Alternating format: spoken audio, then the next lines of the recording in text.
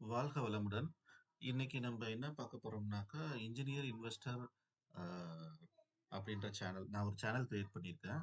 இங்கிலீஷ்ல இது பண்ணேன் ஆக்சுவலா. பண்ணி இப்போ ஒரு ஆல்மோஸ்ட் ஒரு 10 டூ 15 டேஸா வீடியோஸ் போட்டுட்டு இருக்கேன்.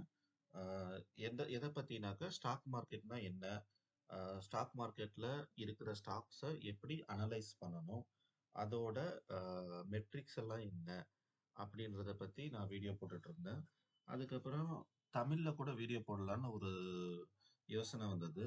ஸோ என்ன பண்ணேன்னாக்கா, ஒரு சேனல் கிரியேட் பண்ணியிருக்கேன். என்னன்னா, இன்ஜினியர் இன்வெஸ்டர் தமிழ் அப்படின்னு சொல்லி அப்படின்ற தமிழ் எழுத்து போட்டுட்டு, அதுல என்னென்ன போட்டிருக்கேன்னாக்கா, கியர் போட்டிருக்கேன். கியர் எதுக்குன்னாக்கா, நான் ஒர்க் பண்ற ஒர்க் சம்மந்தப்பட்டது. அப்புறம் ஏரோப்ளேன் போட்டிருக்கேன். அதுவும் நான் ஒர்க் பண்ற ஒர்க்குக்கு சம்மந்தப்பட்டது. ஏன்னா ஏரோஸ்பேஸ்ல தான் நான் ஒர்க் பண்றது. நான் ஃப்ளைட்லலாம் எதுவும் ஒர்க் பண்ணல. ஜஸ்ட் ஸ்மால் ஸ்மால் சின்ன சின்ன அ உதிரி பாகங்கள். ஃப்ளைட்ல ஃபிக்ஸ் பண்ற உதிரி பாகங்கள் பண்ற கம்பெனில ஒரு சின்ன லெவல்ல ஒர்க் பண்ணிட்டு இருக்கேன். அப்புறம் அ இடது கை பக்கம் பார்த்தீங்கன்னாக்கா, பார் சார்ட் போட்டிருக்கேன். பார் சார்ட் எதுக்குன்னாக்கா, அந்த ட்ரெண்ட் கிராஃப் அப்படின்றத சொல்றதுக்காக அது போட்டிருக்கேன். இதுதான் இன்ட்ரோடக்ஷன் அபவுட் த சேனல். இன்னைக்கு என்ன பார்க்க போறோம்னாக்கா, இதுதான் ஃபர்ஸ்ட் வீடியோ, என்னோட Tamil video. Equity shares introduction. Shares அப்படின்னா என்ன அப்படின்னு பார்த்தீங்கன்னாக்கா, ஒரு கம்பெனி இருக்கு. ஒரு கம்பெனில இப்போ நம்மளுக்கு முதலீடு அவசியம். இப்போ ஒரு கம்பெனி நீங்க ஆரம்பிக்கிறீங்கன்னாக்கா, ஒரு முதலீடு வேணும். இப்போ என்னன்னாக்கா, ஒரு மாவரைக்கிற கம்பெனி அப்படின்னு வச்சுக்கோங்க. ஸோ மாவரைக்கிற மிஷின் அத வந்து நீங்க வாங்கி, அத இன்ஸ்டால் பண்ணி, அதிலிருந்து மாவ அரைச்சு அரைச்சு நீங்க சேல் பண்றீங்க. ஸோ அப்ப என்ன ஆகுதுன்னாக்கா, அந்த கம்பெனிக்கு மாவரைக்கிற இயந்திரம் தான் முதலீடு. ஸோ அந்த எந்திரத்த நீங்க வாங்கணும்னாக்கா, அதுக்கு ஃபண்ட் வேணும். காசு வேணும். ஸோ அந்த காசு உங்கள்ட்ட இருந்து நீங்களே போட்டு நீங்க பண்றீங்கன்னாக்கா, அது பிரைவேட் கம்பெனி. சப்போஸ் உங்ககிட்ட காசு இல்ல. நீங்க என்ன பண்றீங்க? உங்களோட ரிலேட்டிவ்ஸோ, பக்கத்து வீட்டுக்காரவங்களோ, இல்ல ஃப்ரெண்ட்ஸோ அவங்கள்ட்டயும் நீங்க சொல்றீங்க. இந்த மாரி நான் ஒரு ஐடியா வச்சிருக்கேன்ப்பா. ஒரு கம்பெனி ஸ்டார்ட் பண்ண போறேன். நீ வந்து எனக்கு முதலீடுல பார்ட்னர் ஆகு அப்படின்னு சொல்லி, சப்போஸ் அவங்கள்ட்ட இருந்து ஒரு அமௌண்ட்ட வாங்கி, நீங்க அவங்களையும் பார்ட்னர் ஆக்கிக்கிறீங்க. அப்படின்னா என்னன்னாக்கா, நீங்க வாங்குற அமௌண்ட்டுக்கு என்ன சொல்லுவீங்க? நான் வர்ற ப்ராஃபிட்ல உனக்கு குடுத்துர்றேன். இப்போ இந்த ப்ராஜெக்ட்டோட வொர்த் வந்து அ ஒ ஃபார் எக்ஸாம்பிள்க்கு சொல்லலாம். 1 crore அப்படின்னு வச்சுக்கோங்க. ஸோ அந்த 1 crore நீ வந்து எனக்கு ரூ. 50,00,000 குடு. நான் என்னோட ரூ. 50,00,000 போடுறேன். ஸோ நம்ம 2 பேரும் பார்ட்னரு. இதுல என்ன ப்ராஃபிட் வருதோ, அத 2 பேரும் ஷேர் பண்ணிக்கலாம். இப்போ ஒரு 10,00,000 ப்ராஃபிட் வருதுன்னாக்கா, எனக்கு 5,00,000 உனக்கு 5,00,000.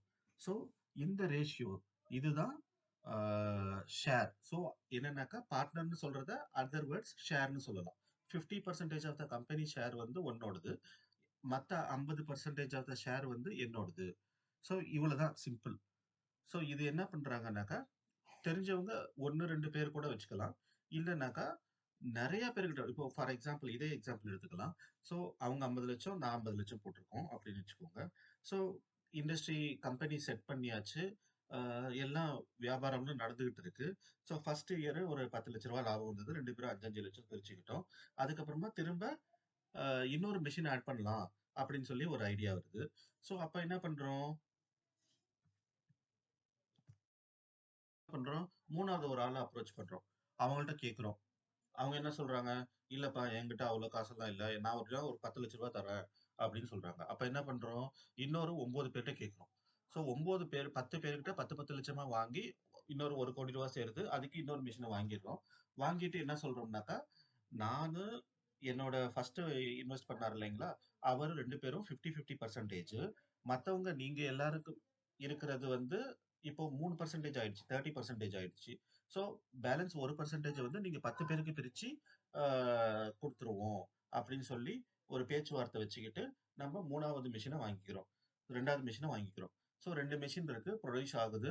நெக்ஸ்ட் ஒரு 15, 20 லட்சம் வருதுன்னு வச்சுக்கோங்க ப்ராஃபிட். ஸோ அப்ப என்ன ஆகுது? அது வந்து டிஸ்ட்ரிபியூட் ஆகும். டிஸ்ட்ரிபியூட் ஈக்குவலா ஆகுமா? ஈக்குவலா ஆகாது. ஏன்னாக்கா, எல்லாருமே ஈக்குவலா போடல. அவங்க 10 பேர் சேர்ந்து ஒரு மெஷினுக்கு போட்டிருக்காங்க. இன்னொரு மெஷினுக்கு நாங்க 2 பேரும் சேர்ந்து போட்டிருக்கோம். ஸோ எங்களுக்கு வர வேண்டிய ரிட்டர்ன் வந்து அதிகமா இருக்கும். அவங்களுக்கு வர வேண்டிய ரிட்டர்ன் வந்து கம்மியா இருக்கும். But still they are owner of the company. அவங்களும் கம்பெனியோட முதலாளிகள்ல ஒரு ஆளு. ஸோ இதுதான் ஒரு ஷேர் மார்க்கெட் கான்செப்ட். இப்போ என்னன்னாக்கா, இன்னும் நிறைய மெஷின் வேணும். ஒரு 10 மெஷின் வேணும்ப்பா. அப்படின்றப்போ நம்மள்ட்ட அவ்வளோ ஃபண்ட் இருக்காது. ரூ. 100,00,00,000 ஃபார் எக்ஸாம்பிள் ரூ. 10,00,00,000, ரூ. 20,00,00,000, ரூ. 50,00,00,000 அந்த மாதிரி முதலீடு வந்து நம்மள்ட்ட இருக்காது. அப்ப என்ன பண்ணலாம்னாக்கா, ஆ ஜெனரல் பப்ளிக் கிட்ட கேட்கலாம். இப்போ 1,00,000 பேருகிட்ட வேணுனாக்கா ரூ. 100, ரூ. 100, ரூ. 1000 வாங்கிக்கலாம். வாங்கிக்கிட்டு நம்ம அதே மாதிரி தான். அவங்கெல்லாம் யார் யார் ரூ. 1000 குடுத்தாங்களோ, அது எல்லாமே நம்ம யூஸ் பண்ணி, இன்னும் 10 மெஷின் வாங்கி, நம்ம ரன் பண்ணி, அதுல வர்ற ப்ராஃபிட்ட பிரிச்சு குடுப்போம். ஸோ இதுதான் ஆ ஸ்டாக் மார்க்கெட் கான்செப்ட். இப்போ இங்க வந்து ஒரு ரவுண்ட் போட்டு காமிச்சிருக்கு இல்லைங்களா? கம்பெனிக்குள்ளார இது எல்லாமே ஷேர்ஸ். ஸோ இது என்ன ஆகுதுன்னாக்கா, அந்த ஒவ்வொரு டாட் நீங்க பார்க்குறதும் ஒவ்வொரு share. So N number of shares, அதாவது நிறைய ஷேர் ஹோல்டர்ஸ் முதலீட்டாளர்கள் இருக்கலாம். ஓகேங்களா? பட் ஸ்டில் கம்பெனியோட ஓனர் ப்ரொப்ரைட்டர்னு கேட்கும்போது யார் அதிகமான ஷேர் வச்சிருக்காங்களோ அவங்க தான். இப்போ ஃபார் எக்ஸாம்பிள் நானும் என்னோட பார்ட்னரும் 50-50% போட்டு வச்சிருக்கோம் இல்லைங்களா? ஸோ நாங்க 2 பேரு. இப்போ சப்போஸ் நாளைக்கு அஹ், அவருக்கு என்னன்னு தோணலாம், ஓகே நம்ம வந்து கொஞ்சம் அமௌண்ட் எடுத்துடலாம் நம்மளுக்கு யூஸ் ஆகுது அப்படின்னு சொல்லிட்டு அவங்க என்ன பண்ணலாம், என்னோட பார்ட்னரு இந்தப்பா நீ வந்து எனக்கு இவ்வளவு பணம் கொடுத்துரு, என்னோட ஷேரை நீ எடுத்துக்கோ அப்படின்னு சொல்லி எனக்கே வித்துடலாம்.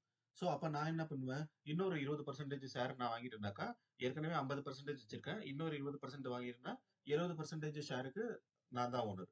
ஸோ நான் எடுக்கிற டிசிஷன் அந்த மாதிரி இது கான்செப்ட். ஸோ அதுதான் இங்க இங்கிலீஷ்ல தான் போட்டிருக்கேன். ஏன்னா எனக்கு தமிழ்ல இன்னும் டைப்பிங் அந்த கீபோர்ட்ஸ் இதெல்லாம் இல்ல. ஸோ நான் என்ன பண்ணியிருக்கேன்னா, இங்கிலீஷ்ல நான் கிரியேட் பண்ணது என்னவோ, அத எடுத்துட்டு வந்து நான் உங்கள்ட்ட தமிழ்ல சொல்றேன். ஸோ அகைன் காப்பிரைட் எல்லாம் இது என்னோடது தான். ஸோ நான் வேற யாரதும் எடுக்கல. ஜஸ்ட் புக்ஸ ரெஃபர் பண்ணி நான் ப்ரிப்பேர் பண்ணியிருக்கிறது. So what is equity share? அதுதான் நான் இப்போ சொன்னேன். ஸோ அந்த ஒரு ஒரு பர்சனும் என்னன்னாக்கா ஷேர் ஹோல்டர்ஸ். ஸோ அவங்கள்ட்ட ஷேர் இருக்கலாம். இப்போ ஒரு ஷேர் வந்து ரூ. 1000 வச்சுக்கோங்க. நீங்க எத்தனை ஷேர் வேணாலும் வாங்கிக்கலாம். 100 ஷேர் வாங்கிக்கலாம், 1000 ஷேர் வாங்கிக்கலாம், 10,000 ஷேர் வாங்கிக்கலாம், இல்ல 1 ஷேர் வாங்கிக்கலாம். நீங்க 1 ஷேர் வாங்கினாலும் ரூ. 1000 குடுக்கணும். இப்ப 10 ஷேர் வாங்குனீங்கன்னா ரூ. 10,000 பே பண்ணணும். ஸோ நீங்க எல்லாருமே ஷேர் ஹோல்டர்ஸ். அப்புறம் வந்து what investor gains in return. So உங்களுக்கு என்ன ரிஃபண்ட் வரும்? சரி நீங்க வந்து முதலீட்டரா ஆயிட்டு நீங்க காசு குடுக்கும்போது உங்களுக்கு என்ன ரிட்டர்ன் வரணும்? அப்படின்னாக்கா அந்த ப்ராஃபிட்ல வர்றத உங்களுக்கு ஷேர் பண்ணி குடுப்பாங்க. டிவிடெண்ட் அப்படின்ற பேர்ல குடுப்பாங்க. ஸோ டிவிடெண்ட்னாக்கா எப்படின்னாக்கா, எவ்ரி டைம் இது வந்து மேண்டட்டரி கிடையாது. அ கம்பெனி நல்லா பெர்ஃபார்ம் பண்ணா டிவிடெண்ட் குடுப்பாங்க. இல்லனாக்கா டிவிடெண்ட் குடுக்காம, அந்த வர்ற ப்ராஃபிட் இருக்கு இல்லைங்களா? அந்த ப்ராஃபிட்ட திரும்ப ரீஇன்வெஸ்ட் பண்ணுவாங்க. இப்ப 10 மெஷின் போட்டு நான் ரன் பண்றேன்னு வச்சுக்கோங்க. அப்ப ப்ராஃபிட் வருது இல்லையா? அந்த ப்ராஃபிட்ட ஒண்ணு நான் பிரிச்சு குடுத்துரலாம் எல்லாருக்கும். இல்லனாக்கா ஒரு மீட்டிங் வச்சு, இல்லப்பா இந்த மாதிரி இன்னொரு மெஷின் நம்ம வாங்கிக்கலாம். ஸோ வந்த ப்ராஃபிட் இருக்கு. நம்ம புதுசா காசு போட வேண்டியதில்ல. அந்த ப்ராஃபிட்ட வச்சே இன்னும் 2 மெஷின் வாங்கிடலாம். ஸோ நம்மளுக்கு இன்னும் கம்பெனி பெருசாகும். நம்மளுக்கு ப்ராஃபிட்ஸ் இன்னும் அதிகமா வரும் அப்படின்னு சொல்லி இன்வெஸ்டர்ஸ, அதாவது முதலீட்டாளர்கள ஒத்துக்க வச்சுட்டு என்ன பண்ணிடலாம், அந்த ப்ராஃபிட் இருக்கு இல்லையா? அத அப்படியே எடுத்து கம்பெனி யூஸ் பண்ணிக்கலாம். ஸோ இன்னும் 2 மெஷின் வாங்கி போட்டு கம்பெனி பெருசாயிடும். ஸோ அந்த மாதிரி அதுதான் இன்வெஸ்டருக்கு ரிட்டர்ன். டிவிடெண்டா இருக்கலாம். இல்லனாக்கா உங்களுக்கு என்ன ஆகும்னாக்கா, இந்த மாரி நெறைய சரிப்பா அந்த கம்பெனி வந்து நெறைய மெஷின்ஸ் வச்சு ரன் பண்றாங்க. நாளைக்கு வேல்யூ அதிகமாகும் அப்படின்னு சொல்லி நெறைய பேரு வாங்க வருவாங்க. எனக்கு ஷேர் குடுங்க, எனக்கு ஷேர் குடுங்க, எனக்கு ஷேர் குடுங்கன்னு. அந்த மாரி வரும்போது என்கிட்ட 70% இருக்குல்ல, அதுல நான் ஒரு 10% வித்துறலாம். வித்துட்டோம்னாக்கா அவங்க ஃபண்ட் குடுப்பாங்க. அந்த ஃபண்ட எடுத்து நான் யூஸ் பண்ணிக்கலாம். கம்பெனியோட வேல்யூ வந்து அதிகமாயிட்டே போகும். பட் ஃபர்ஸ்ட்டு வர்றது தான் கம்பெனிக்கு வர்ற காசு ஆக்சுவலா. அதுக்கப்புறமா வர்றதெல்லாம் இன்வெஸ்டருக்கு. இப்போ நீங்க வந்து ஒரு ஷேர் வாங்கிட்டீங்க. நாளைக்கு வந்து நீங்க விக்கிறீங்கன்னாக்கா, அந்த நீங்க உங்கள்ட்ட இருந்து இன்னொரு ஆள் ஷேர் வாங்குறாங்க இல்லையா? அவங்க குடுக்குற ஃபண்ட் உங்களுக்கு வரும். உங்கள்ட்ட இருந்து ஷேர் அவங்களுக்கு போகும். அவ்வளவுதான். கம்பெனிக்கு அது மூலியமா எதுவும் வராது. எப்போ கம்பெனியோட இது ஷேர்ஸ் நம்பர் ஆஃப் ஷேர்ஸ் அதிகமா ட்ரேட் ஆகுதோ, நிறைய பேர் வாங்குறாங்க, விக்கிறாங்க அப்படின்றப்போ அதோட வேல்யூ அதிகமாகும். ஸோ நாளைக்கு இப்போ 70% நான் வச்சிருக்கேன்னு வச்சுக்கோங்க. 70% ஷேரோட வேல்யூ இப்போ 10 கோடின்னு வச்சுக்கோங்க. இன்னொரு கம்பெனி நல்லா பெர்ஃபார்ம் பண்ணுது அப்படின்னாக்கா, இன்னும் 2 வருஷம் கழிச்சு அது வந்து 20 கோடி ஆகலாம். ஸோ அந்த 20 கோடின்றது என்னோட அசெட் ஆகும். இப்போதைக்கு 10 கோடி. இன்னொரு கொஞ்ச நாள் கழிச்சு அது கம்பெனியோட வேல்யூ இன்கிரீஸ் ஆகும்போது 20 கோடி ஆகலாம். ஸோ அந்த மாரி தான் கால்குலேட் பண்றதெல்லாம். இப்ப ரிலையன்ஸ்ல அம்பானி இருக்காங்க. அவங்கள்ட்டலாம் சொத்து மதிப்பு இவ்வளவு கோடி, இத்தனை லட்சம் கோடி, இத்தனை 1000 கோடின்னு சொல்றாங்கல்ல. இதெல்லாம் இந்த மாரி ஷேர்ஸோட வொர்த்த வச்சுதான். அதனால தான் என்ன ஆகும்னாக்கா, அ ஏதோ ஒரு படத்துல கூட சொல்லுவாங்க. சடனா ஷேர் பிரைஸ் டிராப் ஆயிடுச்சுனாக்கா, அவங்களோட சொத்து மதிப்பை இழந்துட்டாங்க அப்படின்னு சொல்லி. அந்த மாதிரி. Next owner, proprietor. ஓனர்னாக்கா, ப்ரொப்ரைட்டர்னா என்னன்னாக்கா 2 ஒண்ணு தான். இப்போ இந்த எக்ஸாம்பிள்ல என்ன சொன்னேன்? நான் தான் ஓனர். 70% என்கிட்ட இருக்கு. So I am the owner of the company. இப்போ இதுல என்னன்னாக்கா, கவர்னன்ஸ், கண்ட்ரோல். இதுல என்ன கண்ட்ரோல் இருக்கு அப்படின்னு பாத்தீங்கன்னாக்கா, செபி, அதாவது security exchange board of India அப்படின்னு ஒரு குரூப் இருக்கு. கவர்மெண்டோட ஒரு டிவிஷன். ஸோ அந்த டிவிஷன் என்ன பண்ணுவாங்க? இப்போ இவங்க கம்பெனில என்ன பண்றாங்க? பப்ளிக்ட்ட இருந்து காசு வாங்குறாங்கல்ல. ஸோ அப்போ அவங்க நியாயமா இருக்கணும். கரெக்ட்டா இருக்கணும். அது இருக்காங்களா? இல்லையான்னு என்ஷூர் பண்ணிக்கிறது இந்த செபி. ஸோ இப்போ நான் ஒரு கம்பெனி வச்சிருக்கேன். அந்த கம்பெனிய வந்து நான் பப்ளிக் கிட்ட ஷேர்ஸ் விக்கணும் அப்படின்னு ஆசைப்பட்டேன்னா, ஃபர்ஸ்ட் நான் வந்து இவங்களுக்கு இன்ஃபார்ம் பண்ணணும். இந்த மாரி என்னோட கம்பெனி இப்படி இருக்கு. இதுதான் ஃபினான்ஷியல் ஸ்டெபிலிட்டீஸ். ஸோ நான் வந்து இப்போ ஷேர்ஸ் விக்கணும் அப்படின்னு சொல்லி நான் அவங்கள்ட்ட அந்த செபி போர்டுல இன்ஃபார்ம் பண்ணணும். இன்ஃபார்ம் பண்ணாங்க அவங்க ரிவ்யூ பண்ணுவாங்க. எல்லாத்தையும் பார்த்துட்டு ஓகே கம்பெனி ப்ராப்பரா நடக்குது அப்படின்னு சொல்லி கன்ஃபார்ம் பண்ணிக்கிட்டு அவங்க அப்ரூவல் குடுப்பாங்க. அப்படி அப்ரூவல் குடுத்த பிறகு தான் நீங்க, நான் எல்லாமே இன்வெஸ்ட் பண்ண முடியும் அந்த கம்பெனில பப்ளிக்ஸ். இல்லனாக்கா ஜெனரல் பப்ளிக்ஸ் பண்ண முடியாது. ஸோ அந்த கண்ட்ரோல் வந்து இந்த செபி கிட்ட இருக்கு. ஸோ இவங்க என்ன பண்ணுவாங்க, அப்பப்போ ஆடிட் பண்ணுவாங்க. அப்பப்போ எர்னிங்ஸ் ரிலீஸ் வெரிஃபை பண்ணுவாங்க. அந்த மாதிரி பண்ணிக்குவாங்க. ஸோ அதுதான் என்ஷூர் பண்ணிக்கிறது. அப்புறம் how to participate in investing. So investigation எப்படி பார்ட்டிசிபேட் பண்ணலாம் அப்படின்னு பார்த்தீங்கன்னாக்கா, ஒன்றும் இல்லை, வெரி சிம்பிள். உங்கள்ட்ட ஒரு பேங்க் அக்கவுண்ட் இருக்கணும். அது சேவிங்ஸ் பேங்க் அக்கவுண்டா இருக்கட்டும், பர்சனல் பேங்க் அக்கவுண்டா இருக்கட்டும், இல்ல சேலரிடு பேங்க் அக்கவுண்டா இருக்கட்டும். ஒரு பேங்க் அக்கவுண்ட் இருக்கணும். அதுக்கப்புறமா ஒரு டிமேட் அக்கவுண்ட் நீங்க ஓபன் பண்ணணும். இந்த டிமேட் அக்கவுண்ட் அப்படின்னா என்னன்னாக்கா, டிமெட்டீரியலைஸ்டு அக்கவுண்ட். நீங்க ஷேர்ஸ் விக்கிறீங்க, வாங்குறீங்கல்ல, இதெல்லாம் எப்படி ரெக்கார்ட் ஆகும்னாக்கா, உங்களோட டிமெட் அக்கவுண்ட்ல தான் போய் ரெக்கார்ட் ஆகும். இப்போ நான் ஒரு ஐடிசி ஷேர் வாங்கியிருக்கேன்னாக்கா, என்னோட டிமெட் அக்கவுண்ட் ஓபன் பண்ணீங்கன்னாக்கா, ஒரு ஐடிசி ஷேர் இவ்வளவு ரேட்டுக்கு வாங்கியிருக்காப்ல, இத்தனை தேதிக்கு வாங்கியிருக்காங்க அப்படின்னு சொல்லி காமிக்கும். நாளைக்கு நான் வித்துட்டேன்னாக்கா, என்னோட டிமேட் அக்கவுண்ட்ல இருந்து அது போயிடும். யார் வாங்குறாங்களோ அவங்களுக்கு போயிடும். ஸோ அவ்வளவுதான். இதுதான் டிமேட் அக்கவுண்ட். இந்த டிமேட் அக்கவுண்ட் நம்ம பேங்க்ல கூட வச்சுக்கலாம். இப்போ ICICI bank, SBI bank, IDFC bank, எந்த பேங்கா இருந்தாலும் அதுலயும் வச்சுக்கலாம். அதுல வச்சுக்கும் போது என்ன ஆகும்னாக்கா, அவங்களோட brokerage சார்ஜஸ் இதெல்லாமே இருக்கும். கொஞ்சம் அதிகமா இருக்கும். Compare to third party brokers. Third party இந்த பேங்க் இல்லாம புரோக்கரேஜ்ல கூட வச்சுக்கலாம். பேங்க் அக்கவுண்ட் பேங்க்ல தான் வச்சுக்கணும். இந்த டிமேட் அக்கௌண்ட்டை யார்கிட்ட வேணாலும் வச்சுக்கலாம்.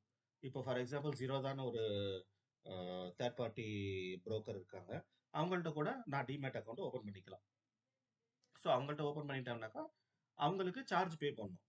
இப்போ ஓபன் பண்ணும்போது 700 1000 ருபீஸோ இல்லை 300 ருபீஸோ கேட்பாங்க. அதை நம்ம கொடுக்கணும். அதுக்கப்புறமா வருஷம் வருஷம் அவங்க மெயின்டைன் பண்றாங்க நம்மளோட டிமேட் அக்கௌண்ட்டை. அதனால ஒரு அமௌண்ட் 300 ருபீஸ் 500 ருபீஸ் அந்த மாதிரி இருக்கும். அதான் முன்னாடியே டிஃபைன் பண்ணியிருப்பாங்க. ஸோ அதை நம்ம பார்த்துட்டு நம்ம செலக்ட் பண்ணிக்கலாம். இப்போ என்ன பார்த்தீங்கன்னாக்கா, ஜீரோதான் புரோக்கர் இருக்கு, அப்ஸ்டாக்ஸ்னு இருக்கு, அதுக்கப்புறமா இந்து மணின்னு இருக்கு, அதுக்கப்புறம் பார்த்தீங்கன்னாக்கா ஷேர்கான்னு இருக்கு. அந்த மாதிரி டிஃப்ரெண்ட் டிஃப்ரெண்ட் புரோக்கர்ஸ் இருக்காங்க. ஏதாச்சும் ஒரு புரோக்கர்ட்ட நம்ம அக்கவுண்ட் ஓபன் பண்ணிக்கலாம். ஸோ அது சேஃபா அப்படின்னு பார்த்தீங்கன்னாக்கா, அது கூட சேஃப் தான். எப்படின்னாக்கா, இந்த செபி இருக்காங்க இல்லையா? அவங்க என்ன சொல்லியிருக்காங்க, ஓகே நம்ம ஃப்ரீடம் குடுத்துருக்கோம். யார்ட்ட வேணாலும் அக்கவுண்ட் ஓப்பன் பண்ணிக்கலாம் புரோக்கர்ட்ட. பட் இந்த ரெக்கார்ட்ஸ் நம்ம என்ன ஷேர் செல் பண்றோம், எவ்வளவு வாங்குறோம், எவ்வளவு விக்கிறோம், இந்த ரெக்கார்ட் எல்லாமே not only in our demat. நம்ம ஒரு டிமேட் அக்கவுண்ட் ஓப்பன் பண்ணும்போது நம்மளுக்குன்னு ஒரு ஃபைல வந்து செபிலே ஓப்பன் பண்ணிடுவாங்க. செபினாக்கா through CDSL, central depositories securities limited அந்த மாதிரி இருக்கு. சிடிஎஸ்எல், என் என்எஸ்டிஎல் அப்படின்னு 2, அது ஒரு கவர்மெண்ட் குரூப். அந்த குரூப்ல எப்படின்னாக்கா, நம்மளோட டிமேட் அக்கவுண்ட் நம்பரு, நம்ம பேரு, அட்ரஸ் பிளஸ் அது என்னது நம்ம பேங்க் அக்கவுண்ட், நம்ம டிமேட் அக்கவுண்ட் நம்பரு, அப்புறம் நம்ம என்ன ஷேர் என்னைக்கு வாங்குறோம், இது எல்லாமே அங்கேயும் சேவ் ஆயிட்டே இருக்கும். ஸோ நாளைக்கு டக்குன்னு இந்த brokerage வந்து கையை தூக்கிட்டான். ஃபார் எக்ஸாம்பிள் சொல்லிட்டான், என்னோட சிஸ்டம் கிராஷ் ஆயிடுச்சு, என்கிட்ட டேட்டா இல்ல, நீங்க எவ்வளவு ஷேர் வச்சிருந்தீங்களோ எனக்கு தெரியாது அப்படின்னு சொல்லி கையை தூக்கிட்டானாக்கா, அந்த சென்ட்ரல் டெபாசிட்டரி வந்து சொல்லுவாங்க, இல்லப்பா உங்கள்ட்ட தேதிக்கு நீ இது வாங்கியிருக்க. உன்கிட்ட டோட்டலா இவ்வளோ இருக்கு அப்படின்னு சொல்லுவாங்க. ஸோ அது வந்து டபுள் லேயர் சேஃப்டி. ஸோ ரொம்ப சேஃபான இடம். ஸோ நம்மளுக்கு அந்த ஒர்ரி கிடையாது. என்னன்னு புரோக்கர் வந்து நம்ம ஷேர் எல்லாம் எடுத்துட்டு ஓடிடுவானோ அப்படின்ற பயம் தேவையில்லை. Next comparison of various brokerage charges. இந்த brokerage சார்ஜஸ் எல்லாம் எப்படின்னாக்கா ஏஎம்சின்னு சொல்லுவாங்க, ஆனுவல் மெயின்டெனன்ஸ் கான்ட்ராக்ட்னு. அதாவது வருஷம் வருஷம் இவ்வளவு அப்படின்னு சொல்லி சார்ஜ் இருக்கும். அப்புறமா நீங்க ஒரு ஸ்டாக் வாங்குனீங்கன்னாக்கா இவ்வளவு சார்ஜ் அப்படின்னு இருக்கும். ஸோ அதெல்லாம் இங்கே கொண்டு வந்திருக்கு. இப்போ ஜீரோதா பார்த்தீங்கன்னாக்கா ஜீரோ ஃப்ரீ அப்படின்னு போட்டிருக்கு. ஸோ என்னன்னாக்கா ஈக்விட்டியில நம்ம வாங்குறதுக்கு ஃப்ரீ, விற்கும் போது அவனுக்கு 20 ரூபா பே பண்ணிடணும். இப்போ 100 ரூபாய்க்கு நீங்க ஒரு ஷேர் வாங்குறீங்க. ஒரு ஒரு மாசம் கழிச்சு அந்த ஷேரோட விலை வந்து 150 ரூபா போயிடுச்சு. ஸோ 150 ரூபாய்க்கு நீங்க விற்கிறீங்க. அப்போ என்ன ஆகும்? 150 மைனஸ் 100 50 ரூபா உங்களுக்கு ப்ராஃபிட். ஸோ அதுல அவனுக்கு ஒரு பர்சன்டேஜ், சப்போஸ் ஃபார் எக்ஸாம்பிள் 0.1%, 0.2% இருக்கும். இல்லைன்னாக்கா ஃபிளாட்டா 20 ருபீஸ் இருக்கும். ஸோ என்ன ஆகும்? அந்த 20 ருபீஸ் அவன் எடுத்துக்குவான், பேலன்ஸ் 30 ருபீஸ் உங்களுக்கு கொடுத்துருவாங்க. இந்த மாரி brokerage ஒர்க் ஆகுது. ஸோ எப்பவுமே நம்ம பிரேக் ஈவன் பாயிண்ட் தெரிஞ்சுக்கணும். பிரேக் ஈவன் பாயிண்ட்னாக்கா இப்போ நான் ஒரு ஸ்டாக் வாங்குறேன் அப்படின்னாக்கா எவ்வளவு எவ்வளவுக்கு மேல போனா நான் விற்கலாம். இப்போ 100 ரூபாய்க்கு நான் வாங்குறேன், 2 ரூபா brokerage சார்ஜ்னாக்கா 102 ரூபாய்க்கு மேல போனா தான் நான் விற்கணும். அப்பதான் எனக்கு லாபம் வரும். இல்லைன்னா 101 ரூபால நான் வித்தேனாக்கா எனக்கு தான் 1 ரூபா லாஸ் ஆகும். ஏன்னா 101 ரூபாய்க்கு நான் வித்துட்டு 101 ரூபாய் எடுத்தவொடனே அதுல 2 ரூபா அவன் எடுத்துக்குவான். ஸோ 99 ரூபா தான் நம்மள்ட்ட வரும். நம்ம போட்ட காசு 100 ரூபாயா இருக்கும். ஸோ அதனால நம்ம அந்த பிரேக் ஈவன் பாயிண்ட்டை கால்குலேட் பண்ணிக்கணும். அது சிம்பிள். நெக்ஸ்ட் போற வீடியோல நம்ம அதை கிளியரா பார்க்கலாம். இப்போ இதுல பாத்தீங்கன்னா ஜீரோ தான் இருக்கு, அப்ஸ்டாக் இருக்கு, இன்மனி இருக்கு, ஐசிஐசிஐ டைரக்ட் இருக்கு, ஹெச்டிஎஃப்சி இருக்கு. இந்த மாதிரி போட்டிருக்கேன். உங்களுக்கு எது ஈஸியா இருக்கோ நீங்க எது உங்களுக்கு கன்வீனியன்ட்டா தெரியுதோ அதை பார்த்துக்கலாம். நான் என்கிட்ட என்ன அக்கௌண்ட் இருக்குன்னாக்கா ஜீரோதால என்னோட அக்கௌண்ட் இருக்கு. ஜீரோதா ரொம்ப ஃபேமஸான brokerage. ஸோ நான் ரொம்ப ஒரு ஃபியூ இயர்ஸ் பேக் நான் ஓப்பன் பண்ணேன். அது ரன் ஆகிட்டு இருக்கு. அப்ஸ்டாக்ஸ்ல கூட நான் ஒன்று ஓப்பன் பண்ணேன். பட் அதுல கொஞ்சம் சார்ஜஸ் அதிகம் ஜீரோதாவை கம்பேர் பண்ணும்போது. அதனால அது அவ்வளவா நான் யூஸ் பண்றது இல்ல. அதை கொஞ்சம் கொஞ்சமா ரெடியூஸ் பண்ணிட்டு இருக்கேன். ஸோ அவ்வளோதான். ஸோ கொஞ்சம் கிளியாரிட்டி கொடுத்துருக்கேன்னு நினைக்கிறேன். இது ஃபர்ஸ்ட் வீடியோன்றதால என்னோட வாய்ஸ் எப்படி இருக்குன்னு எனக்கு தெரியல. ஸோ பாருங்க, ஏதாச்சும் கமெண்ட்ஸ் இருந்தாக்கா சொல்லுங்க. திரும்ப டெய்லி நான் வீடியோஸ் போட்டுட்டு இருக்கேன். இங்கிலீஷ்ல சேனல்ல நான் டெய்லி வீடியோஸ் போட்டுட்டு இருக்கேன். முடிஞ்சா அதையும் பாருங்க. அது வந்து இன்ஜினியர் இன்வெஸ்டர் 2025 அப்படின்னு போட்டிருக்கோம். இது இன்ஜினியர் இன்வெஸ்டர் தமிழ் அப்படின்னு போட்டிருக்கு. ஓகே, நன்றி.